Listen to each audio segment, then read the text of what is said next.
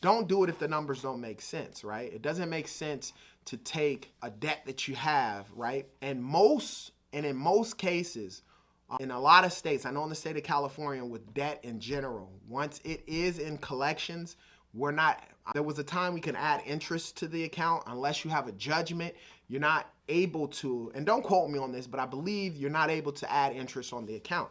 So if you have an account with someone in a debt collection agency, you owe $5,000 and there's no interest being added to it and you're making payments towards that, then hey, you might want to make the payments as small monthly payments or whatever it is to the debt collection agency. Make sure you keep a record of all your transactions so there's no problems at the end.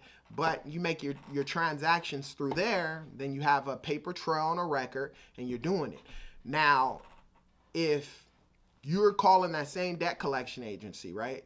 And you have a credit card with let's say a $5,000 limit, and you call up the collection agency, you're not going to want to pay the full $5,000 and then pay monthly on the credit card, because depending on your interest rate on the credit card, chances are it's not probably zero. It's anywhere from 5 on up. Then you're paying interest on that credit card, which makes no sense, right? Yeah, you get it out of debt collections on your credit report, but then now you're paying even a higher limit. Now, where it will make sense is if you have that credit card and you call up the debt collection agency and you can get them to drop the balance to 50%. So now you pay a one-time payment, because most debt collection agencies will give you a settlement if you're going to pay it in a lump sum payment. So yeah, if you got $2,500 off of the balance and you paid them $2,500 right up front, obviously you get you make sure you get your settlement or arrangement letter from them first so you can have something in writing. Then yeah, in that case, it makes a lot of sense. You save yourself 50% off the balance, $2,500. And then,